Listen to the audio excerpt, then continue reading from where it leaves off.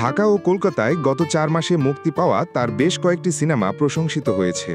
গতকাল রাতে কালো পোশাকে নতুন বেশ কয়েকটি ছবি পোস্ট করেছেন জয়া। এসব ছবি পছন্দ করেছেন তার ভক্ত অনুসারীরা। এখন পর্যন্ত প্রতিক্রিয়া এসেছে ১৮,০০০-এর বেশি। এই ফটোশুটে নানা ভঙ্গিতে দেখা গেছে তাকে। অভিনেত্রীর ফেসবুক থেকে জয়াকে সবশেষ পর্দায় দেখা গেছে সুমন মুখোপাধ্যায়ের পুতুল নাচের ইতিকথা সিনেমায়। মানিক বন্দ্যোপাধ্যায়ের উপন্যাস অবলম্বনে নির্মিত সিনেমাটিতে কুসুম চরিত্রে অভিনয় করেছেন তিনি। এর আগে অনিরুদ্ধ রায়চৌধুরীর ডিয়ার মা সিনেমায় প্রথমবারের মতো মায়ের চরিত্রে অভিনয় করেন তিনি। এর আগে জয়াকে গত ঈদে দেখা গেছে ঢাকার আলোচিত ২ তাণ্ডব ও উৎসব সিনেমায়। একটিতে সাংবাদিক, অন্যটিতে ভূতের চরিত্রে অভিনয় করেন তিনি।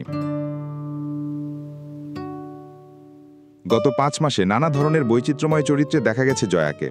প্রথম আলোকে অভিনেত্রী জানিয়েছেন, চরিত্রগুলোর মধ্যে সেরা বেছে নেওয়া কঠিন, সবকটি তার সমান প্রিয়।